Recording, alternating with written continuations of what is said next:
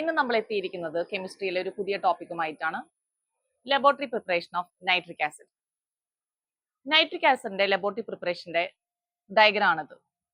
ഇതിൽ നോക്കിക്കഴിഞ്ഞാൽ നമുക്ക് മനസ്സിലാക്കാം ഇതൊരു റൗണ്ട് ബോട്ടം ഫ്ലാസ്ക് ആണ്. ഇവിടെ ഹീറ്റ് നമ്മൾ പ്രൊവൈഡ് ചെയ്യുന്നുണ്ട്. ഇവിടെ കൊടുക്കുന്ന ഹീറ്റ് എന്ന് പറയുന്നത് 180 to 200 ഇടയിലാണ് നമ്മൾ ഇവിടെ ഹീറ്റ് കൊടുക്കുന്നത്. ഒപ്പം തന്നെ ഇവിടെ എടുക്കുന്ന റിയാക്റ്റൻസ് എന്ന് പറയുന്നത് ഒന്നുകിൽ നമുക്ക് പൊട്ടാസ്യം നൈട്രേറ്റ് ഉപയോഗിക്കാം, അല്ലെങ്കിൽ സോഡിയം നൈട്രേറ്റ്, അതായത് KNO3. ഇതാണ് പൊട്ടാസ്യം നൈട്രേറ്റ്, KNO3. അല്ലാന്നുണ്ടെങ്കിൽ നമുക്ക് സോഡിയം നൈട്രേറ്റ് എടുക്കാം, അതായത് NaNO3. അപ്പൊ നമ്മൾ എടുക്കുന്ന റിയാക്റ്റൻസ് എന്ന് പറയുന്നത് ഒന്നുകിൽ സോഡിയം നൈട്രേറ്റ് അല്ലെങ്കിൽ പൊട്ടാസ്യം നൈട്രേറ്റ്. അപ്പൊ സോഡിയം നൈട്രേറ്റ് എന്ന് പറഞ്ഞു കഴിഞ്ഞാൽ NaNO3, പൊട്ടാസ്യം നൈട്രേറ്റ് എന്ന് പറഞ്ഞു കഴിഞ്ഞാൽ KNO3. ഈ പൊട്ടാസ്യം നൈട്രേറ്റിനെ നമ്മൾ വേറൊരു പേരും കൂടി പറയും, നൈറ്റർ എന്നാ പറയാം. അപ്പൊ ഒന്നുകിൽ പൊട്ടാസ്യം നൈട്രേറ്റ്, അതാണ് അതിന്റെ കെമിക്കൽ നെയിം. ഇനി അതിന്റെ ഒരു കോമൺ നെയിം ആയിട്ട് നമുക്ക് പറയാൻ പറ്റുന്നതാണ് നൈറ്റർ. അതേപോലെ തന്നെ സോഡിയം നൈട്രേറ്റ് NaNO3, അതിനെ നമ്മൾ എന്ത് പറയും? ചില്ലി സാൾട്ട് പീറ്റർ എന്നും പറയും. അതൊരു കോമൺ ആയിട്ടുള്ള അതിന്റെ ഒരു പേരാണ്. ഈ രണ്ടിലും ഏതെങ്കിലും ഒന്ന് നമുക്ക് ഉപയോഗിച്ചിട്ട് ഈ ലബോറട്ടറി പ്രിപ്പറേഷൻ നടത്താം. ഒപ്പം തന്നെ ഇതിലേക്ക് നമ്മൾ ആഡ് ചെയ്ത് കൊടുക്കുന്നത്, അല്ലെങ്കിൽ എത്രയാണോ നമ്മൾ ഈ സോഡിയം നൈട്രേറ്റോ അല്ലെങ്കിൽ പൊട്ടാസ്യം നൈട്രേറ്റോ എടുക്കുന്നത്, അത്രയും തന്നെ ക്വാണ്ടിറ്റിയിൽ നമ്മൾ എന്തും കൂടി എടുക്കും? Concentrated sulphuric acid. അപ്പൊ നമ്മൾ എടുക്കുന്ന റിയാക്റ്റൻസ് എന്ന് പറയുന്നത് സോഡിയം നൈട്രേറ്റോ അല്ലെങ്കിൽ പൊട്ടാസ്യം നൈട്രേറ്റോ. അതിന്റെ കൂട്ടത്തില് അതേ സെയിം എമൗണ്ടിൽ നമ്മൾ എടുക്കുന്ന അടുത്ത ഒരു റിയാക്റ്റന്റ് ആണ് കോൺസെൻട്രേറ്റഡ് സൾഫ്യൂരിക് ആസിഡ്. അപ്പൊ ഇത് രണ്ടും ആണ് ഈ റൗണ്ട് ബോട്ടം ഫ്ലാസ്കിൽ ഇരിക്കുന്നത്. അത് നമ്മൾ ഇവിടെ ഹീറ്റ് ചെയ്യണം. ഹീറ്റ് ചെയ്യുമ്പോൾ നമ്മൾ ഏകദേശം അതിന്റെ ടെമ്പറേച്ചർ എന്ന് പറയുന്നത് 180 or 200 in between, maximum 200 or below 200 ആണ് നമ്മൾ കൊടുക്കുന്നത്.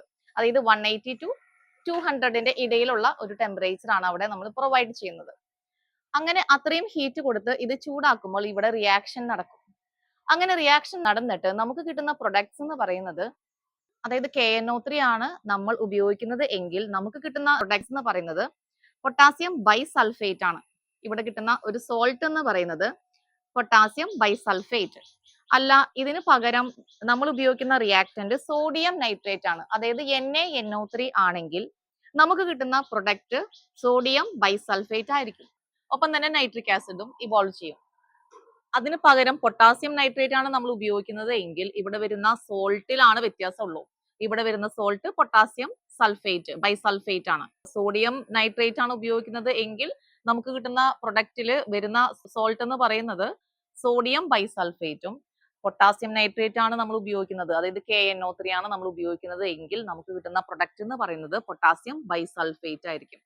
അതാണ് ആ ഒരു സോൾട്ടിലുള്ള ഡിഫറൻസ്. അതായത് ഉപയോഗിക്കുന്ന നൈട്രേറ്റ് ഏതാണോ അതിന്റെ റിലേറ്റഡ് ആയിട്ടുള്ള ബൈസൾഫേറ്റ്സ് ആണ് ഇവിടെ ഫോം ചെയ്യുക. അത്രയേ വ്യത്യാസം വരുന്നുള്ളൂ. ഈ രണ്ട് റിയാക്റ്റൻസിലാണെങ്കിലും നമുക്ക് കിട്ടുന്ന പ്രൊഡക്റ്റില് നൈട്രിക് ആസിഡ് ആണ് ഉണ്ടാവുക. ഓക്കെ, ഇനി നൈട്രിക് ആസിഡ് ഇപ്പോ ഇവിടെ വന്നു, നമുക്ക് കിട്ടി, പ്രൊഡക്റ്റ് ആയിട്ട് കിട്ടി. അത് എങ്ങനെയാ ഇത് ഇവിടെ കിട്ടുന്നത് എന്ന് വെച്ച് കഴിഞ്ഞാൽ ഇവിടെ അതിന്റെ വേപ്പേഴ്സ് ആണ് പ്രൊഡ്യൂസ് ചെയ്യുക. ഇവിടെ ഇതിന്റെ വേപ്പേഴ്സ് വരും. ആ വേപ്പേഴ്സ് വരുമ്പോൾ ആ വേപ്പേഴ്സ് നമ്മൾ ഈ ഒരു ചെറിയ നാരോ ട്യൂബിലൂടെ കടത്തി വിട്ടിട്ട് അത് ഇവിടെ കളക്ട് ചെയ്യും. ഈ ഒരു റൗണ്ട് വെസലിൽ നമ്മൾ ഇവിടെ കളക്ട് ചെയ്യും. അത് കളക്ട് ചെയ്യുന്നത്, ഇത് വേപ്പേഴ്സ് ആണ് വരുന്നത്. ആ വേപ്പറിനെ നമ്മൾ കണ്ടൻസ് ചെയ്യും. അങ്ങനെ കണ്ടൻസ് ചെയ്യാൻ വേണ്ടിയിട്ടാണ് ഇവിടെ ഒരു ടാപ്പില് കൂൾ റണ്ണിങ് വാട്ടർ നമ്മൾ കൊടുക്കുന്നത്. അപ്പൊ ഇവിടെ കണ്ടൻസേഷൻ വരുന്ന വേപ്പർ ഇവിടെ കണ്ടൻസേഷൻ നടന്നിട്ട് അത് എന്തായി മാറി? നൈട്രിക് ആസിഡ് ആയിട്ട് മാറും. ഒപ്പം തന്നെ ഇതിനകത്ത് ശ്രദ്ധിക്കാനുള്ള ഒരു കാര്യം എന്ന് പറയുന്നത്, ആക്ച്വലി പ്യുവർ ആയിട്ടുള്ള ഒരു നൈട്രിക് ആസിഡ് കളർലെസ് ആണ്. പക്ഷെ ഇവിടെ വരുന്ന ഈ വേപ്പേഴ്സ് അതൊരു ബ്രൗൺ ഫ്യൂംസ് ആണ് നമുക്ക് കിട്ടുക. ആ ബ്രൗൺ ഫ്യൂംസ് കിട്ടാനുള്ള ഒരു കാരണം എന്ന് പറയുന്നത്, നൈട്രിക് ആസിഡ് ഓൾറെഡി ഇത്രയും ഹീറ്റ് പ്രൊവൈഡ് ചെയ്യുന്നുണ്ട് നമ്മൾ ഇവിടെ, അതായത് 180 to 200 ബിലോ നമ്മൾ പ്രൊവൈഡ് ചെയ്യുന്നുണ്ട്. അങ്ങനെ അത്രയും ഹീറ്റ് പ്രൊവൈഡ് ചെയ്യുമ്പോൾ ഇവിടെ പ്രൊഡ്യൂസ് ചെയ്യുന്ന നൈട്രിക് ആസിഡിന്റെ ഒരു പോർഷൻ അത് എന്ത് ചെയ്യും? ഡീകമ്പോസ് ചെയ്യും. ഡീകമ്പോസ് ചെയ്തിട്ട് നമുക്ക് വാട്ടറും നൈട്രജൻ ഡയോക്സൈഡും ഓക്സിജനും വരും. അതായത് ബ്രൗൺ ഫ്യൂംസ് വരാനുള്ള ഒരു കാരണം എന്ന് പറയുന്നത് ഇവിടെ ഓൾറെഡി ഹീറ്റ് കൊടുക്കാണ്. അപ്പോൾ ഇവോൾവ് ചെയ്ത് വരുന്ന നൈട്രിക് ആസിഡിന്റെ വൺ ഓഫ് ദി പോർഷൻ എന്തുണ്ടാവും, അത് ഡീകമ്പോസ് ചെയ്യും. ഡീകമ്പോസ് ചെയ്തിട്ട് അതിൽ നിന്ന് കിട്ടുന്ന പ്രൊഡക്ട്സ് എന്ന് പറയുന്നത് വാട്ടറും നൈട്രജൻ ഡയോക്സൈഡും ഒപ്പം തന്നെ ഏതുമാണ്, ഓക്സിജനുമാണ്. ഇതാണ് നമ്മളുടെ പ്രൊഡക്ട്സ്. ഇതില് ഈ നൈട്രജൻ ഡയോക്സൈഡ് അത് റെഡിഷ് ബ്രൗൺ ആണ് അതിന്റെ കളർ. അതിന്റെ പ്രസൻസ് ഉള്ളത് കൊണ്ടാണ് ഈ വരുന്ന വേപ്പറിന് ബ്രൗൺ കളർ വരുന്നത്. സോ ബ്രൗൺ കളർ ഫ്യൂംസ് ആണ് നമുക്ക് അവിടെ കിട്ടുന്നത്. ഈ ബ്രൗൺ കളർ കളയാൻ വേണ്ടിയിട്ട് നമുക്ക് രണ്ട് മെത്തേഡ്സ് ഉപയോഗിക്കാം. ഒന്നാമത്തെ മെത്തേഡ് എന്ന് പറയുന്നത് കാർബൺ ഡൈ ഓക്സൈഡ് നമുക്ക് നന്നായി ഒന്നുകിൽ എയർ അല്ലെങ്കിൽ കാർബൺ ഡൈ ഓക്സൈഡ് ഇതിലോട്ട് ബബിൾ ചെയ്ത് കൊടുക്കുക. അങ്ങനെ ബബിൾ ചെയ്ത് കൊടുക്കുമ്പോൾ അത് ഇതിലത്തെ നൈട്രജൻ ഡൈ ഓക്സൈഡിനെ അവിടുന്ന് എന്ത് ചെയ്യും, അതിൽ നിന്ന് പുറത്താക്കും. ആ നൈട്രജൻ ഡൈ ഓക്സൈഡ് ഓക്സിഡേഷൻ നടന്നിട്ട്, അതായത് അത് വീണ്ടും ഓക്സിജൻ ആയിട്ട് കമ്പൈൻ ചെയ്തിട്ട് എന്ത് ഫോം ചെയ്യും, നൈട്രിക് ആസിഡ് ഫോം ചെയ്യും. അപ്പൊ ഒന്നാമത്തെ മെത്തേഡ് എന്ന് പറയുന്നത് നമ്മൾ എയർ അല്ലെങ്കിൽ കാർബൺ ഡൈ ഓക്സൈഡ് നന്നായി ബബിൾ ചെയ്ത് കൊടുക്കുക. അങ്ങനെ കൊടുക്കുമ്പോൾ ഈ കാർബൺ ഡൈ ഓക്സൈഡ് ഈ നൈട്രജൻ ഡൈ ഓക്സൈഡിനെ അവിടുന്ന് പുറത്താക്കും. പുറത്താക്കിയിട്ട് അപ്പോൾ ഈ നൈട്രജൻ ഡൈ ഓക്സൈഡിന് എന്ത് സംഭവിക്കും, ഓക്സിഡേഷൻ സംഭവിച്ചിട്ട് അത് വീണ്ടും നൈട്രിക് ആസിഡ് ആയിട്ട് മാറും. ഇത് ഒന്നാമത്തെ മെത്തേഡ്. അപ്പൊ അത് നമുക്ക് കളർലെസ് ആയിട്ട് തന്നെ കിട്ടും. അല്ലെങ്കിൽ ചെയ്യാൻ പറ്റുന്ന രണ്ടാമത്തെ മെത്തേഡ് എന്ന് പറയുന്നത് ആഡിങ് എക്സസ് ഓഫ് വാട്ടർ. അങ്ങനെ ഒത്തിരി വെള്ളം അതിനകത്തേക്ക് ആഡ് ചെയ്ത് കൊടുക്കുമ്പോൾ ഈ നൈട്രജൻ ഡയോക്സൈഡ് വെള്ളത്തിൽ ലയിക്കും, ഡിസോൾവ് ചെയ്യും. അങ്ങനെ ഡിസോൾവ് ചെയ്തിട്ട് ഇൻ ദ പ്രസൻസ് ഓഫ് ഓക്സിജനിൽ എന്ത് നടക്കും, വീണ്ടും ഇത് എന്തായി മാറും, നൈട്രിക് ആസിഡ് ആയിട്ട് മാറും. അപ്പോൾ ഈ രണ്ട് മെത്തേഡിലും ഏത് മെത്തേഡ് ഉപയോഗിച്ചാലും നമുക്ക് ബ്രൗൺ കളറിലുള്ള ഫ്യൂംസിനെ എന്താക്കി മാറ്റാം, കളർലെസ് ആക്കി മാറ്റാം. അതായത് അപ്പൊ നമുക്ക് കിട്ടുന്ന നൈട്രിക് ആസിഡ് ഇപ്പൊ എന്തായി, കളർലെസ് ആയി കിട്ടും. പിന്നെ ഈ നൈട്രിക് ആസിഡിന്റെ ലബോറട്ടറി പ്രിപ്പറേഷനിൽ നമ്മൾ ശ്രദ്ധിക്കേണ്ട 3 പ്രിക്കോഷൻസ് ഉണ്ട്. ഒന്നാമത്തെ പ്രിക്കോഷൻ എന്ന് പറയുന്നത് ഇതിലത്തെ apparatus made up of with glass ആയിരിക്കണം. എന്തുകൊണ്ടായിരിക്കും, കാരണം ഇവിടെ ഇവോൾവ് ചെയ്ത് വരുന്നത് നൈട്രിക് ആസിഡ് ആണ്. ഈ നൈട്രിക് ആസിഡ് ഈ ഗ്ലാസുമായിട്ട് റിയാക്ട് ചെയ്യില്ല. പക്ഷെ ഇനി ഈ അപ്പാരറ്റസ് ഇതിന് പകരം നമ്മൾ ഒരു റബ്ബറോ കോർക്കോ അങ്ങനെ ഏതെങ്കിലും മെറ്റീരിയൽ വെച്ചിട്ടാണ് ഉണ്ടാക്കിയിരിക്കുന്നത് എങ്കിൽ ഈ നൈട്രിക് ആസിഡ് അതുമായി റിയാക്ട് ചെയ്യും. അതുകൊണ്ടാണ് ഗ്ലാസ് അപ്പാരറ്റസ് നമ്മൾ പ്രിഫർ ചെയ്യാൻ കാരണം. പിന്നെ നമ്മൾ ഇവിടെ എടുത്തിരിക്കുന്ന റിയാക്ടന്റ് എന്ന് പറയുന്നത് കോൺസെൻട്രേറ്റഡ് സൾഫ്യൂരിക് ആസിഡ് ആണ്.